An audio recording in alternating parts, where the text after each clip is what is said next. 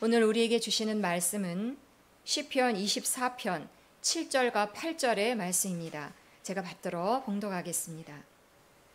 문들아 너희 머리를 들지어다. 영원한 문들아 들릴지어다. 영광의 왕이 들어가시리로다. 영광의 왕이 누구시냐? 강하고 능한 여호와시요 전쟁에 능한 여호와시로다. 아멘. 이제 최경일 목사님 나오셔서 기도하는 사람이란 제목으로 설교하시겠습니다.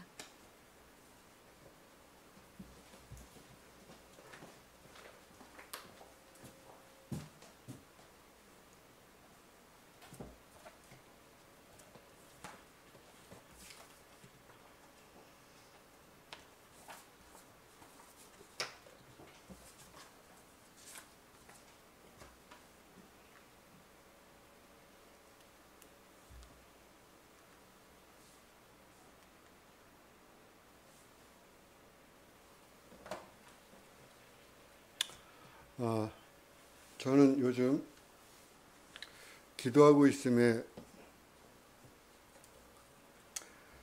어떤 내 기도를 만들어간다 하는 것에 재미를 붙이고 있습니다. 저는 그렇게 기도를 많이 하거나 하는 사람도 아니고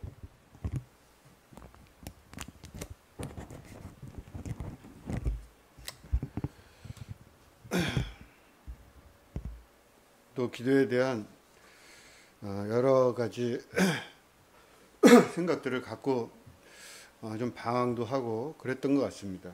근데 요즘에는 좀 기도하는 것은 재밌는 일이구나 그런 생각을 하고 있습니다. 그리고 기도가 조금씩 만들어져 가는 느낌, 차근차근 나의 기도를 만들어 가야겠다.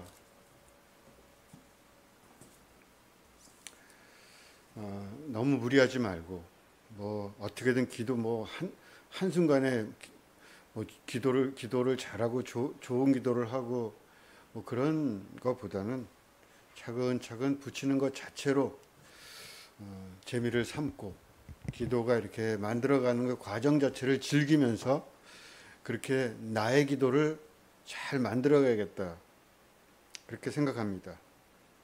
나이를 좀 먹으면서 뭐든지 좀 무리하는 거 결국은 무리하면은 좋을 게 없다 그런 생각이 듭니다. 모든 일에서 요즘에는 문기도를 몸에 어떻게든 붙여보려고 애를 쓰는데 정말 이 문기도는 어려운 것 같아요. 잘 안 됩니다. 잘 안 된다는 게 자꾸 문기도를 잊어버려요.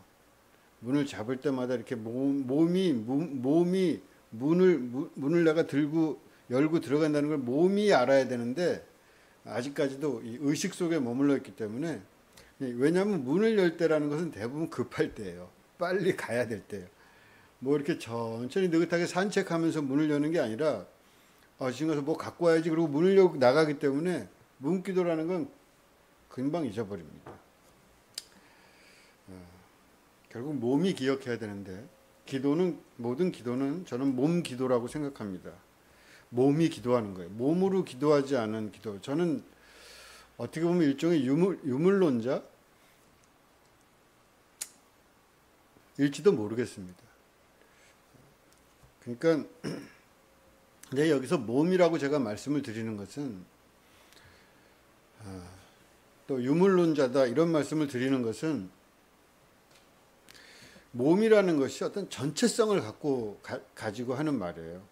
그러니까 구분해서 정신과 몸이다 하는 것을 구분해서 하는 몸이 아니라 마치 침묵과 소리가 소리 있음과 없음으로 구분되는 의미의 침묵이 아니듯이 몸이라는 것도 역시 마찬가지로 몸과 마음이 구분된 의미의 몸이 아니라 전체적인 정신적인, 말하자면 정신적인 것이 몸속에 담겨 있는 몸입니다. 우리가 몸이라고 하지만 몸이라고 부르는 것은 일종의 어떤 한계일지도 몰라요. 보이는 것과 보이지 않는 것. 보이는 것과 보이지 않는 것.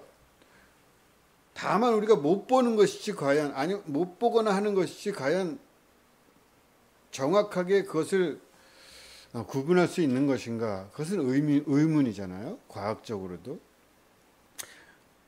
모든 것은 원자로 이루어졌다 그러지만 우리가 원자를 볼 수 있는 건 아니잖아요. 안 보인다고 해서 그게 비물질이다 그럴 수는 없어요. 제가 이런 생각을 처음 한 거는 목회 초기입니다. 전도사 시절. 제가 무슨 책들을 읽다가 그런 책들을 읽게 됐는데 정신이라는 것도 일종의 물질이라는 거예요. 유물론이죠. 그러니까 우리가 정신이라고 그래서 마음이라고 해서 안 보인다 그러지만 과연 마음이란 뭔가 따지고 들어가면 어떤 물리적 화학적인 변화예요.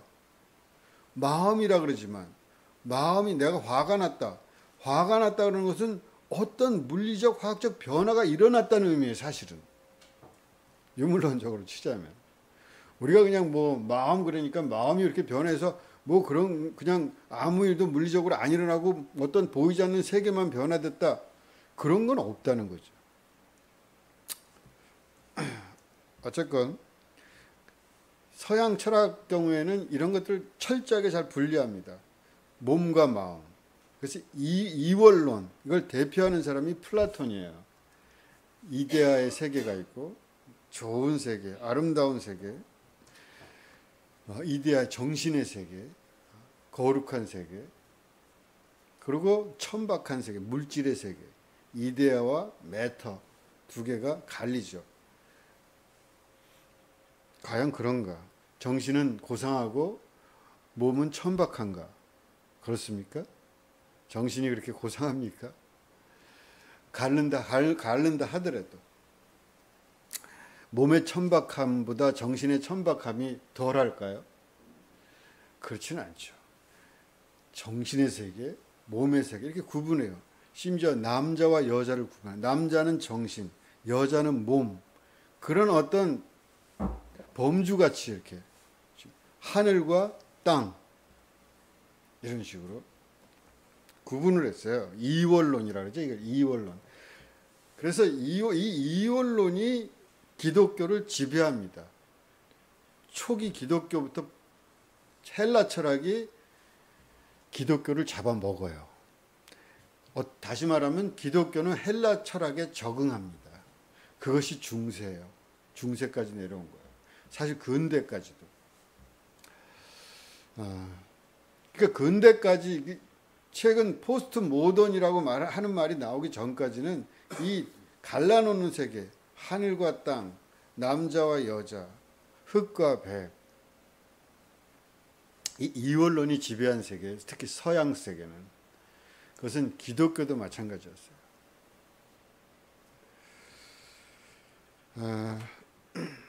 그러니까 천국과 현세, 천국은 좋은 것이고 현세는 그냥 견뎌야 될 것이고.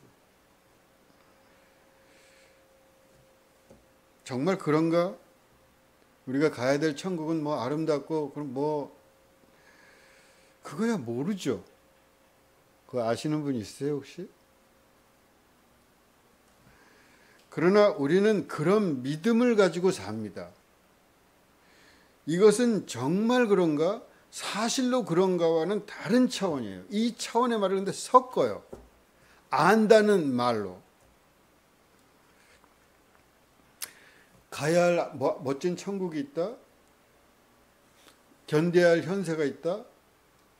예수님은 어떠셨을까요? 예수님에 있어서 예수님의 복음이라는 것의 핵심이 뭐예요? 예수님이 하나님의 아들이다 그 말, 혹은 예수님이 이 땅에 오셨다, 모든 예수님의 복음이라는 것이 핵심이 뭐냐?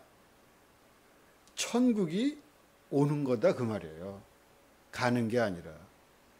이 말을 확실하게 개념을 좀 잡으셔야 돼요. 예수님은 가야 할 천국과 견뎌야 할 현세를 그렇게 나누지 않습니다. 천국은 그러니까 죽어서 가는 곳이라기보다는 물론 그런 믿음이 없는 건 아니에요. 예수님이 가야 될 천국이라는 그 믿음 그게 없는 건 아니지만 가야 할 것이라기보다는 천국은 온다라고 생각해야 된다가 복음이에요. 천국은 가야 할 곳이라고 생각해 왔지만 아니다. 천국은 가까이 왔다. 마음을 돌려라. 그러면은 천국은 너희 것이다. 이게 복음의 첫 일성이기도 하고 예수님의. 천국은 어디에 있나? 어디인가 모르지만 가야 될 어디가 아니라 너희의 마음에. 천국은 어디 있나? 너희의 가정에, 너희의 삶에, 일상에. 요거를 깨닫는 게 복음이에요. 어떻게 보면. 예수님의 핵심입니다. 예수님의 말씀에. 근데 이거를 완전히 통째로 왜곡해요. 아주. 통째로 왜곡하는데 그게 제일 잘 믿는 거래. 이거는 너무한 거죠. 가느냐 오느냐 이것이 예수의 정신이에요. 오게 해라. 천국을 갈 곳으로 만들지 말고 천국을 오게 해라.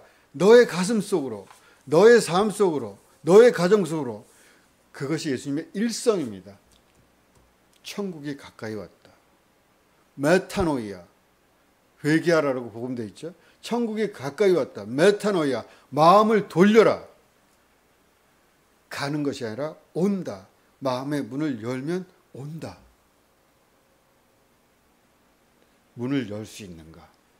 그것을 맞아들이기 위해서. 자꾸만 갈 곳으로만 생각하는가?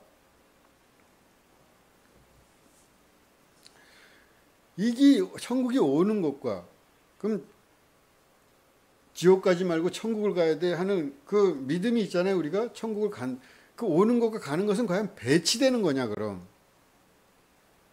저는 그렇게 생각하지 않습니다. 죽어서 천국 간다. 죽어서 천국 가야죠. 안 그렇습니까? 죽어서 그럼 지옥 갑니까? 죽어서 천국을 가야죠. 근데 이것은 뭘 알기 때문에 하는 소리와는 달라요. 알아서 하는 소리가 아닌 믿음이에요. 그러니까 우리가 믿는다 그러는 거 아니겠어요? 어떤 고대 학자는 믿음으로 안다. 믿음으로 아는 것이다. 나는 생각한다. 고로 존재한다. 그런 거 비슷하게 나는 믿는다. 그러므로 안다. 이런 말을 했어요. 유명한 신학자가. 그런데 믿음으로 아는 것과 내가 정말 보고 물질적으로 본다든가 하여튼 이런 식으로 해서 사실적으로 아는 것과는 다른 말이에요. 안다는 말은 같이 쓰지만 암이라는 이 알미 동명이인입니다. 근데 같은 사람 취급하고 같은 언어 취급을 해줘 버려요. 같은 레벨이나 동등한 언어로 퉁칠 수가 없는 수준의 레벨의 말인데 같은 말을 쓴다고 해서 내가 천국 가는 것을 안다 할 때 그 아는 것과 무엇을 안다고 그것과는 다른 말이에요. 근데 마치 그 다른 말을 구분해내면은 믿음이 없다 그래요. 말이 길어지니까 일단 이쯤 하고 언제나 말이 길죠. 오늘도 좀 길어질 것 같아요. 그냥 포기하세요. 저도 줄이려고 설교 준비하면서 야 이러다가 길어지는 거 아니야 이러다 길어지는 거 아니야 이런 생각을 해요. 계속 하면서 하는데 최소한으로 줄여도 그래요. 어떡하지 이거? 제 평생에 설교가 은퇴할 때쯤 되면 이제 짧아지지 않을까 노력을 해서.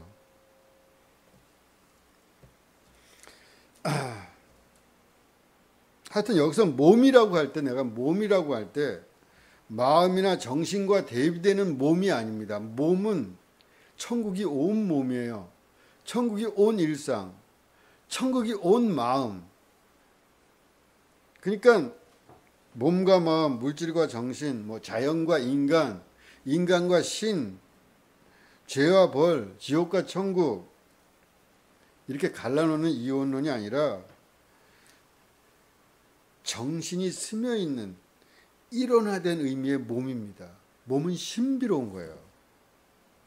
내 몸이라는 것이, 또 내 몸이 나중에 죽으면 분해될 거 아니에요? 사라지나요? 어떤 의미에서 그 형태는 사라질지 모르지만 몸은 영원합니다. 어떻게 보면.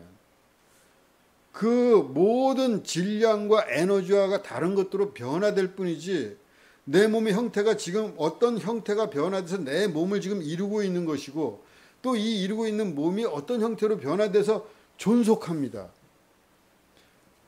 내 이 형태의 입장에서 보면, 이 몸을 가지고 있는 머리, 가슴, 배, 이 형태의 입장에서 보면 사라진 걸지 모르지만, 존재론적으로 정말 그게 존재가 없어진 거냐? 그런 건 없어요. 세상에.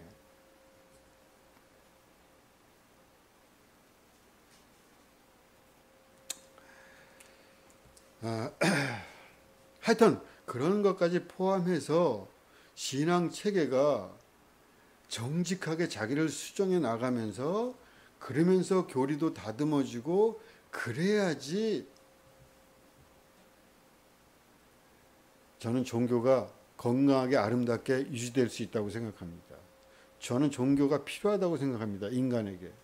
또 기독교는 위대한 종교라고 생각합니다. 예수님을 생각하면 입이 안 다물어져요. 제가 젊을 때 그렇게도 강력하게 그렇게 사랑했던 그 젊은 예수, 그걸 버릴 수는 없어요.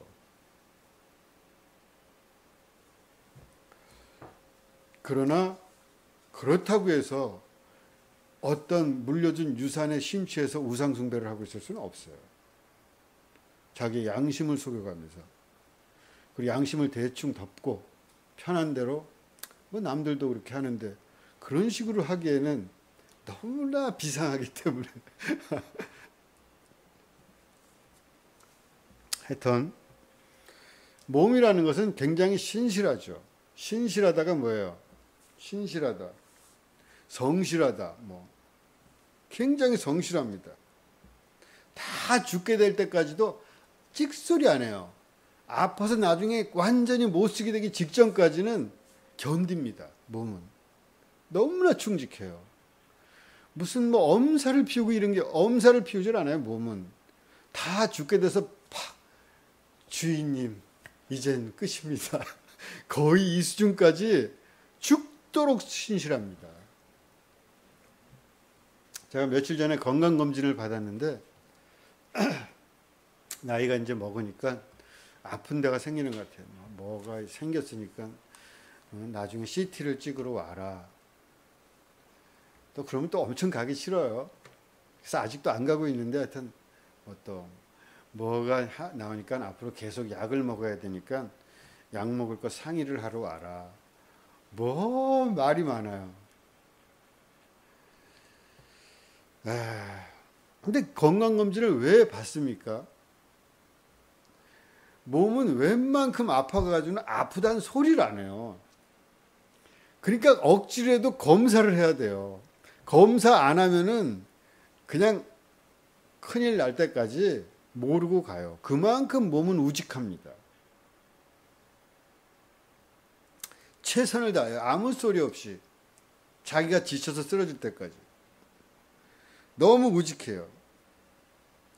나중에 가서 나는 이제 못 견뎌요. 이렇게. 그러니까 이 우직한 몸은 미리미리 살펴야죠. 건강검진을 잘 해야 됩니다. 몸은 또 굉장히 정직합니다. 몸은 사기를 안 쳐요. 사기를 잘 치는 건 뭐예요? 정신. 정신은 사기의 대마왕. 몸으로 사기칠 수는 없어요. 정신으로.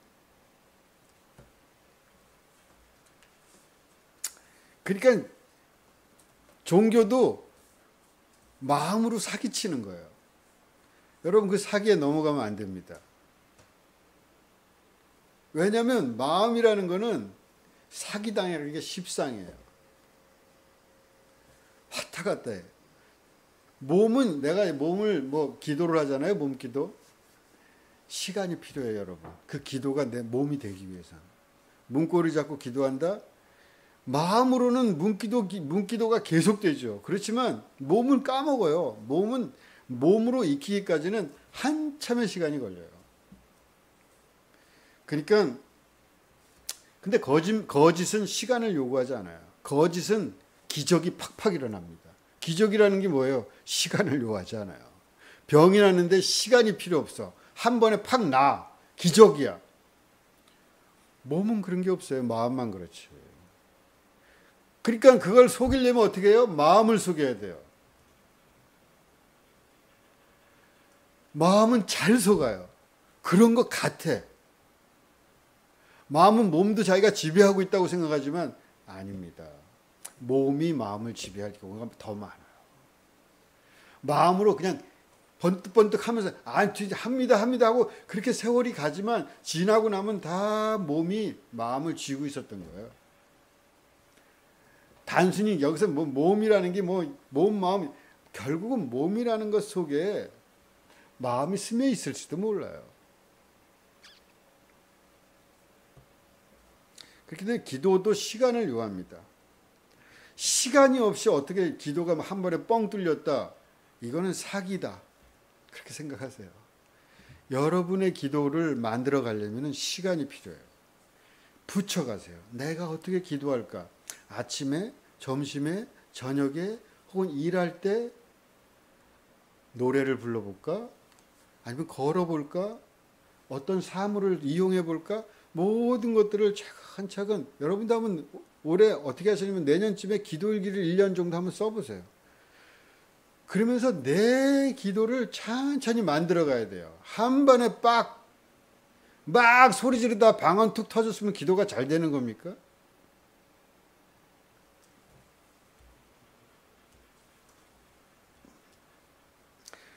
내가 기도하는데 어느 날 막 마음이 부풀어가지고 막 대단한 것 같지만 한 번에 뽕 어마어마한 바다처럼 이거 안 넘기고 했네.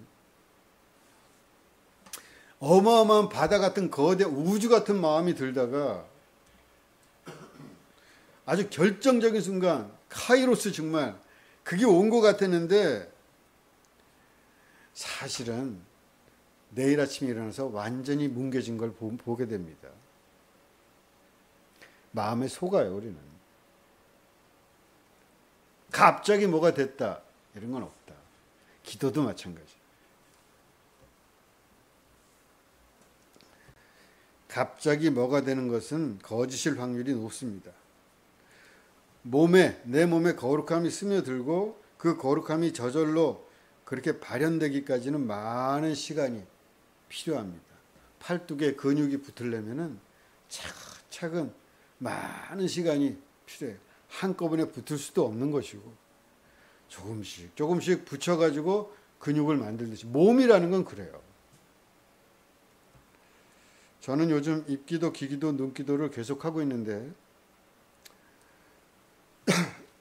그래서 좋다, 뭔가 좋다 싶으면은 바로 나락으로 떨어져요. 금방 실패합니다. 금방 빈대 소갈머리가 돼가지고 그렇게 작아진 내 모습이 보여요. 몇 분 전까지만 해도 그렇게 가슴이 터질 듯이 세상을 사랑할 것 같고 사람들을 사랑할 것 같은데 그럴 때 이제 기도고 뭐고 싫다. 기도고 뭐고 그만두고 싶다. 이렇게 살다 가는 거지 이렇게 기도하겠다고 내가 그거나 뭐 기도한다고 뭐 나은 것도 아니고 기도할 맛이 안 납니다. 여러분 언제 제일 기도하기 싫을까요? 여러분 생각. 기도를 왜 안 하는지 아세요? 기도를 왜 안 한다기보다 언제 기도가 잘 안 되냐? 제가 제 인생을 통해서 발견한 건 두 가지입니다. 하나는 기도를 하는데 아직 죄에서 벗어날 마음이 없어요. 여전히 조금 더 그렇게 살고 싶을 때 기도하기가 어려워요. 기도를 왜 안 하나? 아직 더 여기 머무르고 싶어요. 좀 극단적으로 말하면 아직 죄를 좀 더 죄 가운데 있고 싶어. 그럼 기도를 좀 뒤로 하게 됩니다. 또 한 가지는 기도하는 게 뭔 소용이 있어 이 마음이 들 때. 이 두 가지가 핵심이 아닌가 싶어요. 여러분은 어떠신가요? 그러면서 제가 다 드는 생각은 사는 게 기도다, 결국은. 그런 생각이 들어요. 사는 게 기도다. 사는 것처럼 맨날 실패하지만 맨날 사는 것처럼 어쩔 수 없이 살잖아요. 기도도 마찬가지로 해놓고 실패하고 기도가 뭔 소양이야 그렇게 하지만 그냥 살면 사는 게 기도다. 그러니까 기도는 안 할 수가 없어요. 중요한 것은 뭐냐? 기도하고자 하는 마음이다. 그것만으로 기도는 거의 완성됐다고 봐도 과언이 아닙니다. 기도할 마음으로 앉느냐 안 앉느냐. 그게 핵심이에요. 그 나머지는 전부 보잘것없는 것에 불과해요. 기도에 관한은. 어떤 사람은 뭐 방언다고 막 난리를 치고 기도를 하고 심지어 예언도 했다 무슨 흘러가는 물이 보인다는 등 편지가 왔다 갔다. 저도 몇 번 들어봤는데 황당합니다. 황당해. 예언을 한다 그러는데 속지 마세요, 여러분. 그걸 어떻게 압니까? 자기가 하나님을 봤는지 환상을 봤는지 이상한 걸 봤는지 또 그 사람이 본 거지 내가 본 것도 아닌데 내가 봤더라도 내 정신을 믿어요? 내 환상을 그렇게 믿을 겁니까, 그게? 이렇게 연약한 인간의 환상이라는 건 그렇게 믿을 게 못 돼요.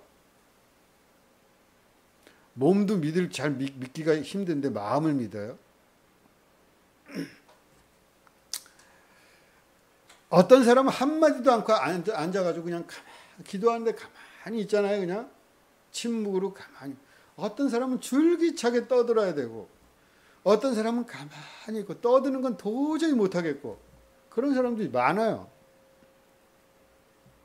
어떤 사람은 그냥 춤을 춥니다. 다윗이 춤을 추잖아요. 춤을 추면서 막 그냥 괴를 옮기는데 춤을 추죠. 어떤 사람은 춤을 못 춰요. 가만히 그냥 앉아있죠. 평화롭게. 어떤 사람은 기도를 하면서 성경을 읽습니다. 성경을 읽으면서 말씀을 읽으면서 기도를 해요. 어떤 사람도 찬송하면서 기도합니다. 바위처럼 그냥 앉아있기도 하고 묵묵히. 모든 것이 기도하고 있는 거예요. 이렇게 해라 저렇게 해라 뭐가 좋다는 그렇게 말하는 것 자체가 이상해요. 기도를 하고 있다는 그 자체로 99.9% 된 겁니다. 여러분. 더 이상 뭘 이렇게 해야 되나 저렇게 해야 되나 마음에 번뇌할 필요가 없어요. 기도하느냐 안 하느냐 왕도가 없어요. 절대적으로 중요한 것은 기도를 내가 지금 해야겠다 마음 먹고 기도 시간을 갖고 하느냐 안 하느냐 그거예요. 잘하냐 못하느냐 없어요. 비교 불가합니다. 기도를 하느냐 안 하느냐 그게 핵심이지. 가장 중요한 거. 기도를 아무리 잘하면 뭐합니까? 기도 잘하는 목사님들 내가 많이 압니다. 자기 말로 잘한대요. 진짜로 잘하는지 뭔지 모르지만 방언도 그냥 그 사람은 나오면서 방언을 하더라고요. 나오면서 띨띨띨띨 거리면서 방언을 하는데 제가 딱 봤죠. 아, 저 자식은 악마의 속삭임에 놀아나고 있다. 딱 그렇게 생각했어요, 제가. 왜 나오면서 방언을 하고 난리예요? 그러면서 딱 사람들 딱 구워보면 그 영적 오만함, 영적 교만, 방언을 안 했으면 훨씬 좋았을 거예요. 그래서 저렇게 교만에 빠져가지고 마귀가 틈탔구나. 제가 그렇게 생각했어요. 아유, 또 제가 좀 격해지니까 다시 마음을 가라앉히고.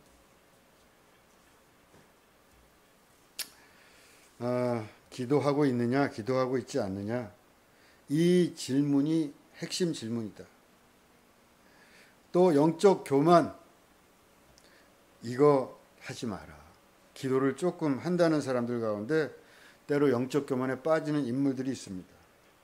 그것은 기도하지 않는 것만 못합니다. 기도를 중지하고 자기의 기도를 잘 살펴봐야 돼요. 사이사이에 마귀가 끼어 있을 겁니다. 겸손한 자리로 들어와야 됩니다. 기도는 겸손한 거예요. 기도가 오만으로 인도한다면 마귀가 틈을 탄 것입니다. 기도 가운데 내가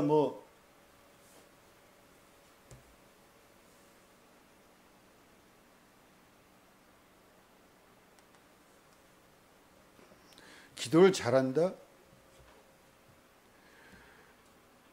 아주 그냥 제비 같은 남자가 와가지고 그냥 말끈하게 차려입고 그냥 말도 그냥 살살살살 잘하면서 그냥 멋진 향수를 당신에게 딱 내밀면서 사모님 어쩌면서 딱 했다고 합시다.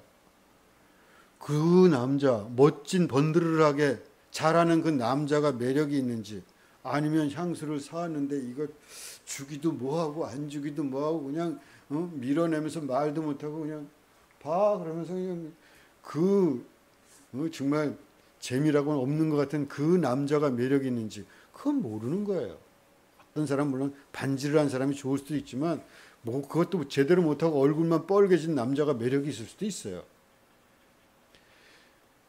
하느냐 안 하느냐지 잘한다 못한다 이런 건 없어요. 잘할수록 조심해야 돼요. 특히 영적인 일은. 어쩌다 내가 했는데 어쩌다 병이 났다. 그렇게 합시다. 저도 예전에 저한테 병 났다는 사람이 있었어요. 그래서 제가 바로 무슨 생각했느냐, 그 사람한테 무슨 말 했냐면, 아닙니다. 나는 그런 재주가 없습니다. 그냥 나은 겁니다. 그렇게 결대하시면 안 돼요. 그랬어요. 근데 그 사람은 아마도 그랬을 텐데, 자기는 그렇게 마음을 먹고 싶었나 보지. 워낙 내가 좋으니까. 목사님이 기도해 주니까 나았어요. 거짓말로 그랬는지 모르지만 하여튼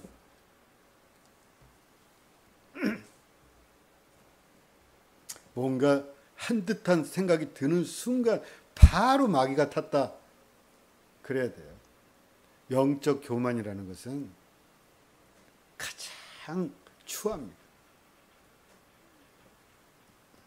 지가 낫게 했는지 어떻게 했는지 자기가 어떻게 합니까? 무슨 만수기도를 했다고 그냥 조용히 기도하면 되지. 낫습니다. 내가 기도하면 이 말 하는 것 자체는 저는 악마적이라고 생각해요. 자기가 뭐라고 그걸 압니까? 하나님의 마음이지.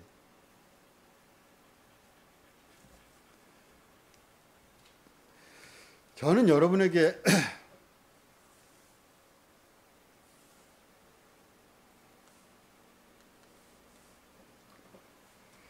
뭘 가르치고 싶은 마음은 없어요. 제가 아는 것도 없을 뿐더러 여러분을 가르친다 그런 마음 없습니다. 제가 기도하는 사람이라는 설교를 계속 하고 있지만 그냥 제 일기를 그냥 소개하는 것이지 제가 거기다 사실 말을 덧붙이지도 않아요.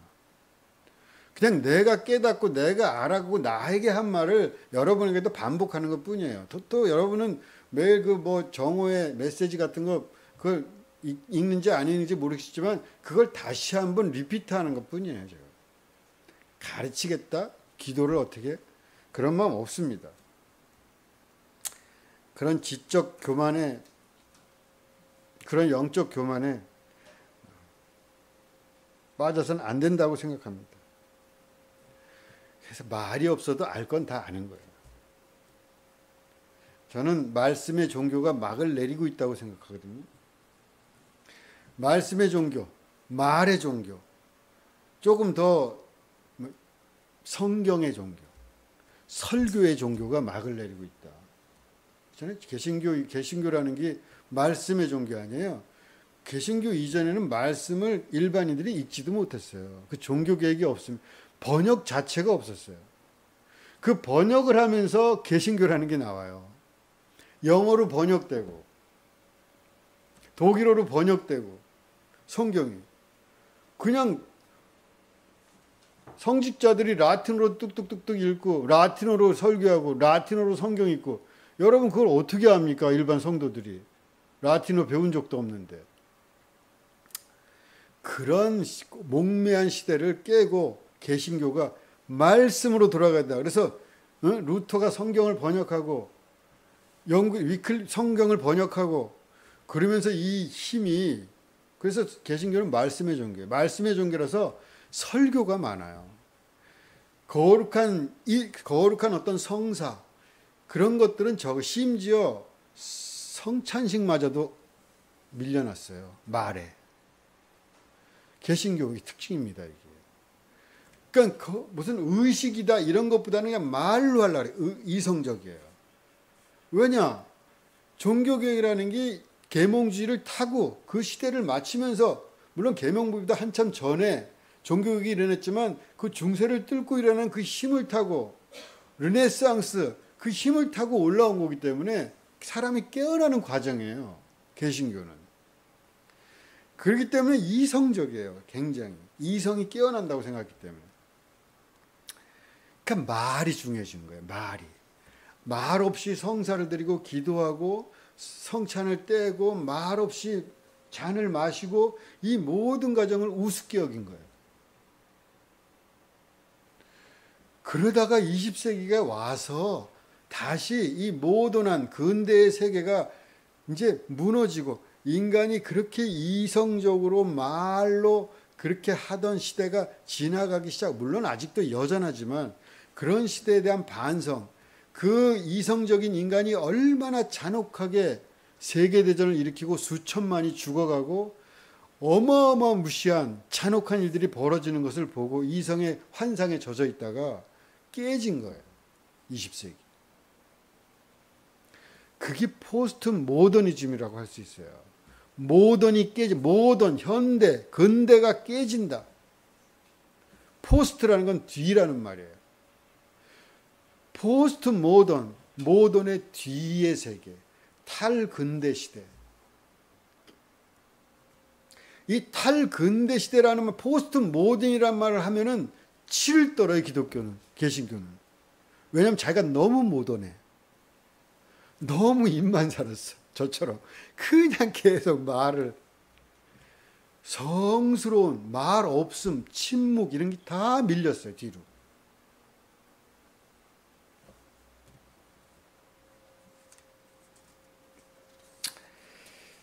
저도 설교를 줄여야 되는데 설교를 줄이기가 쉽지 않아요. 그 방법을 잘 모르겠어요, 제가. 자꾸 말을 하게 돼요. 하여튼 은퇴할 때까지는 어떻게든 침묵을 늘려보도록 하겠습니다. 이거 아는데? 하여튼 본론으로 들어갈까요, 이제? 하여튼 문기도를 하려고 애를 쓰고 있습니다. 그런데 문기도는 계속해서 놓치고, 제가 문기도를 딱 잘하는 때 한 번이 있어요. 문기도. 좀 더운가요? 더우세요? 그게 언제냐면 아침에 한 보통 9시 반에서 10시 그 사이가 되는데 한 10시 근방에 카페에 내려가서 카페 문을 열 때예요. 다른 때 잊어버릴 때가 너무 많은데 이제 그때는 그래도 기억할 때가 많아요. 아침에 문을. 그때 문기도. 사람도 없으니까 아침에 좀 여유도 있고.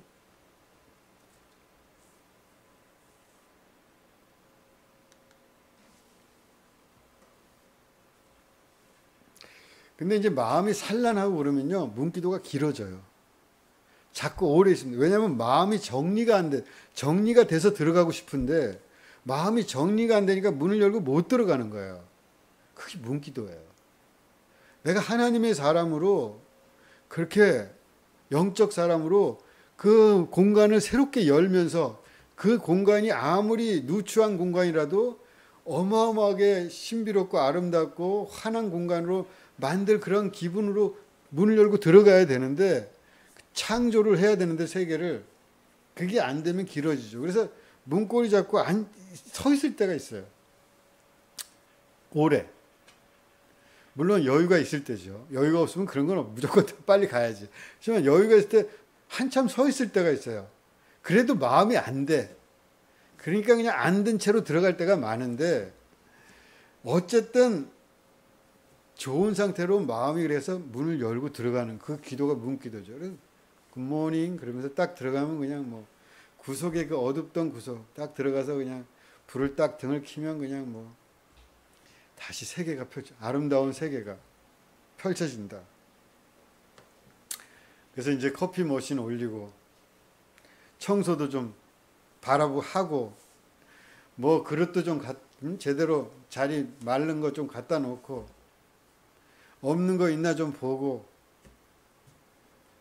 그렇게 하고 제가 그 앉는 자리가 있어요. 주방이 그 잘 들여다보이는 그 자리를 맡아놓고 왜냐하면 거기 손님이 앉으면 너무 불편해요. 너무 잘 보이고 그래서 거기다 딱 놓고 보통 이제 멍을 때리거나 책을 읽거나 그렇게 합니다. 멍을 때리면 창밖을 보면 거기서 앉아 있으면은 창밖이 이제 하늘이 창밖에서 보면 하늘이 보이는데 창문 옆에서 그 안쪽에서 보면은 다 그냥 건물만 보이고 요쪽에 세모나게 약간 요런 삼각형으로 그 길과 길 사이 그 SO일이랑 이쪽 그 사이에 그 가로등 가로수 그 사이로 조금 삼각형으로 하늘이 조금 보여요. 하여튼 그러고 앉아 있습니다. 책을 보든지. 그러다가 한 11시, 보통 11시, 뭐 10시 반, 그때쯤 이렇게 앉으면 11시에 입기도, 귀기도, 눈기도를 합니다. 그러면 이제 더 풀리는 거죠. 제가 못 넘겼네요.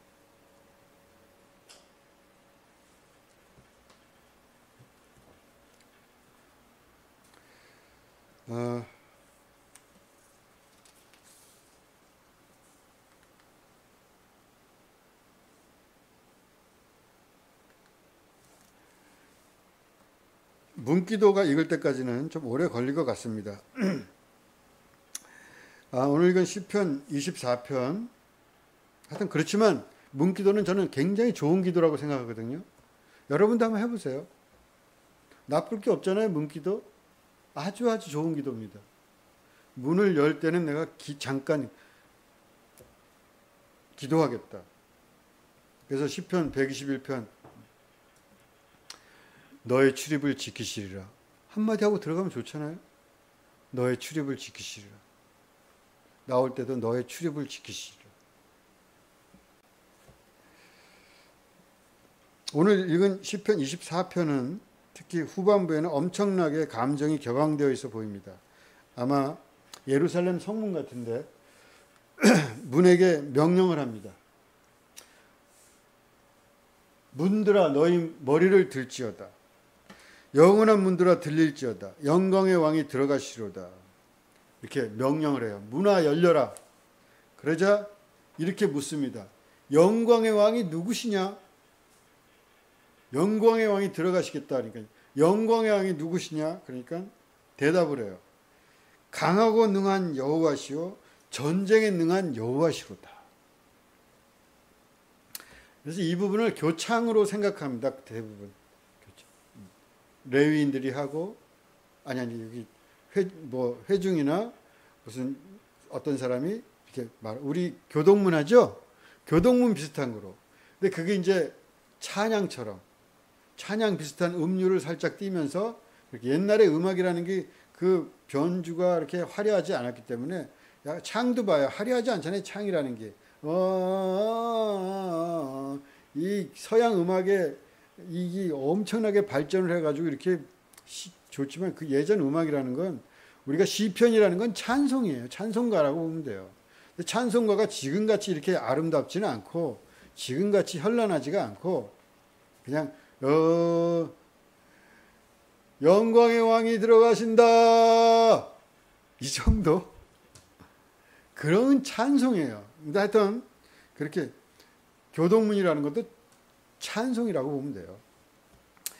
그렇게 아니면 성 안과 성 밖의 사람들이 이 의식을 행할 때 불렀던 그런 찬송이 아닌가. 하여간 하나님께서 문으로 들어가신다.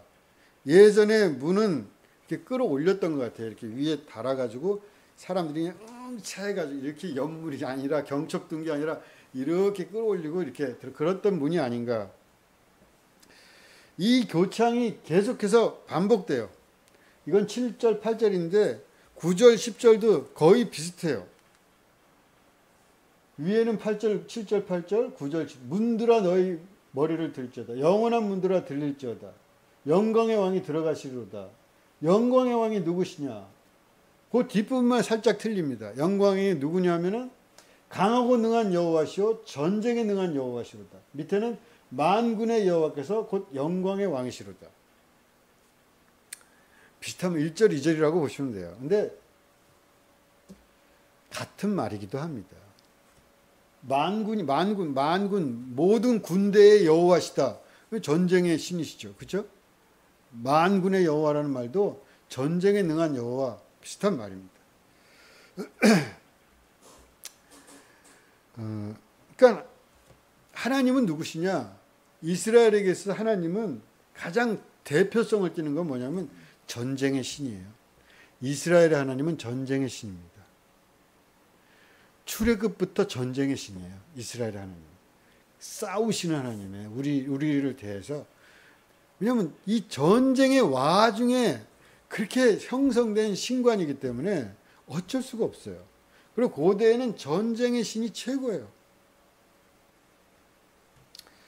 이스라엘의 거국적 공동체의 어떤 기원이라 할 수 있는 출애굽 이후에 사막에서 진을 칠 때 하나님은 전쟁의 신입니다. 하나님 전쟁을 하는 태세를 딱 갖추고 있어요. 진을 친다 그래요. 진이라는 게 전쟁할 때 치는 거 아니에요. 그 진을 친다 그래요. 하나님하고 지파들 세 개가 탁탁탁 나눠져 있고 갈 때는 또 지파들 탁탁 손들어가 가운데 모시고 또 항상 전쟁. 나중에 가나안 땅 들어가가지고 가나안 땅을 차지하고 뭐 이렇게 왕조를 설립하고 이러는데 전쟁 나갈 때 어떻게 해요? 하나님을 모시고 가요. 하나님의 계를 언약계를 하나님의 계를 모시고 가요. 전쟁의 신이에요. 하나님을 모시고 가면 이긴다. 하나님 우리와 함께하면 이긴다. 그러다가 엘리 말렵에 그 뺏기잖아요. 언약계를. 적국에 가서 싸우다가 언약계를 뺏깁니다. 그래서 이제 그 블레셋에 여러 가지 일들이 일어나죠. 그 궤를 다시 찾아온 사람이 다시 가져와 가지고 예루살렘으로 갖다 놓은 사람이 다윗이에요. 그래서 예루살렘 성 다윗성을 지어놓고 그 궤를 갖다 놓고 그 궤를 모시기 위한 성전을 지을 계획을 세우는 겁니다. 다윗이 거사를 행하는데 그 궤를 모시고 들어오는데 이 시가 다윗의 시로 돼 있어요. 진짜 다윗이 썼는지 안 썼는지 모르겠지만 다윗의 시로 돼 있고 아마도 이 시편 24편 이 시가 그러한 그 행사 성으로 들어올 때 그런 행사를 치룰 때 쓰였던 찬송이 아닌가 그렇게도 생각하고 있는데 하여간 표제어에도 다윗의 시다 이렇게 써 있습니다. 이게 들어올 때 하나님이 들어가신다. 문화 열려라. 하나님이 들어가신다. 전쟁에 능한 여호와, 전쟁에 승리를 주시는 분, 이 하나님이 들어가신다. 문화 열려라. 마침내 승리하리라는 그 노래. 이 괴가 떠돌면서 별별 일을 겪고 있었지만 그렇지만 하나님은 승리의 하나님이시다. 마침내 성으로 승리의 나팔을 불면서 들어가는 하나님. 우리도 어느 날 그렇게 할 날이 있을 것입니다. 저기 이렇게 천국문이 딱 보이면은 여러분 그때 소리를 치세요. 문들아 열려라. 딱 소리를 치시라고. 잊어버리지 마세요. 나중에. 예? 나중에 나이 들어서 죽잖아요. 죽어서 꺾딱 하면은 아마 문이 보일 거예요. 문이 보이면은 소리를 치세요. 문아 열려라.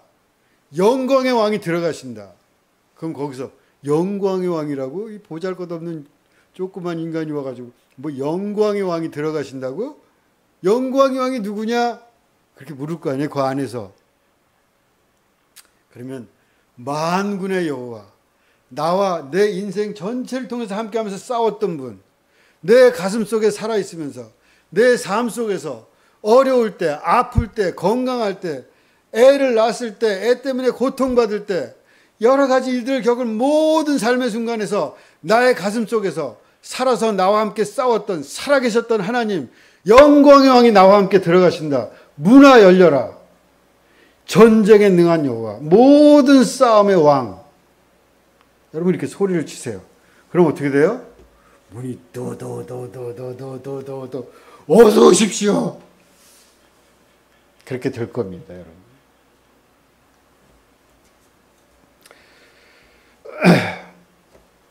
우리가 싸우기 위해서 그분과 함께 나왔던 거룩한 문으로 우리가 마침내 승리해서 들어갈 것이다. 그리고 그분을 모시고 있는 내 이 괴짝도 같이 그분을 모시고 들어가게 될 것이다. 저는 문기도가 좋습니다. 너의 출입을 지키시리라. 문고리를 잡을 때 기도가 떠오르면 너무나 큰 감동입니다. 그래서 잘 되지 않는 문기도를 평생 계속해야겠다 생각합니다. 마지막 문기도를 힘차게 찬양으로 올릴 때까지 이 아름다운 기도를 멈추지 않을 생각입니다. 잠깐 묵상하겠습니다.